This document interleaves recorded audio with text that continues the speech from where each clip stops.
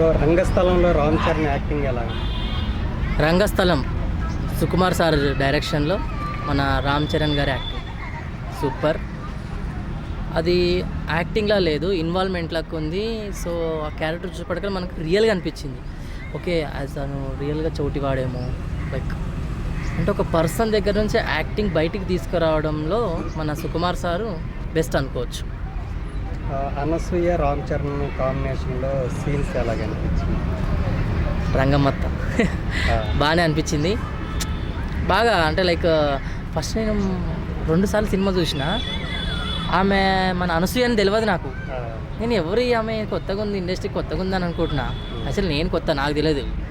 So మా తమ్ముడు మా అమ్మ చెప్తుంది, ఇగో మన జబర్దస్త్లే అనసూయ అంటే, ఒరే అనసూయనా అండ్ ఇంకోటి రంగమ్మత్త అనడం మంచిగా అనిపించింది. వాళ్ళ కాంబినేషన్ కూడా బాగా పెట్టారు, సూపర్ అనిపించింది.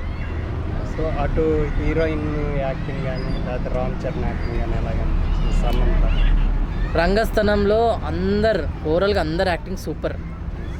మన జగపతి బాబు అయినా, మన రామ్ చరణ్ సార్ అయినా, అనసూయ మేడం, పేరేంటి మన సమంత, అదే నాగార్జున వాళ్ళ కోడలు సమంత, అందరూ యాక్టింగ్ బాగుంది. సో రంగస్థలంకి ముందు అందరూ అంటే చిరంజీవి గారి అబ్బాయి యాక్టింగ్ మీద చాలా ట్రోల్స్ వచ్చినాయి.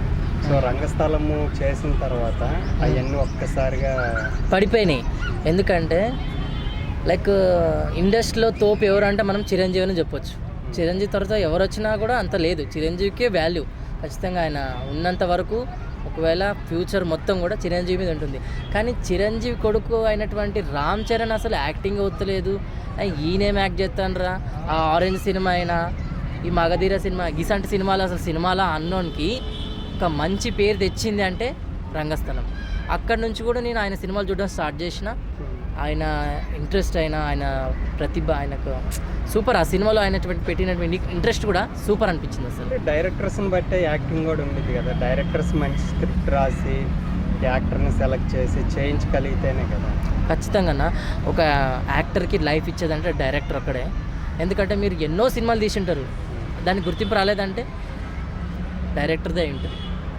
ఎందుకంటే డైరెక్టర్ ఒక యాక్టర్ని వాడుకోవాలి. సో అదేవిధంగా మనం సుకుమార్ సార్కి వస్తే పుష్ప ఉంది, ఒక సైడ్ పుష్ప ఉంది. అల్లు అర్జున్కి అంతకుముందు నాకు తెలిసి అంత ఏం లేదు, ఆయన స్టైల్ పరంగా ఆయన లైక్ చేసిర్రు, ఆయన యాక్టింగ్ కూడా జనాలకు అంత తెలియదు. కానీ సుకుమార్ సార్ పట్టుకున్నాక పుష్ప నుంచి ఆయన యాక్టింగ్ అయినా, మన రామ్ చరణ్ యాక్టింగ్ అయినా బయటికి వచ్చిందంటే ఒక డైరెక్టర్ వాళ్ళు ఉంటుంది. మా ఫ్రెండ్ సర్కిల్లో కూడా చాలామంది ఉన్నారు డైరెక్టర్స్. వాళ్ళు ఎవరిని ఫాలో అవుతారా అంటే సుకుమార్ సార్ యొక్క పీడిఎఫ్ని ఫాలో అవుతుంటారు. ఆయన స్టైల్స్ని, ఆయన ఎట్లా చేస్తాడు ఏందని ఆయనని ఫాలో అవుతుంటారు. సో దాన్ని బట్టి చెప్పొచ్చు ఒక డైరెక్టర్ యాక్టర్ని లేపుతారు అనేది ఒక డైరెక్టర్ దగ్గర ఉంటుంది.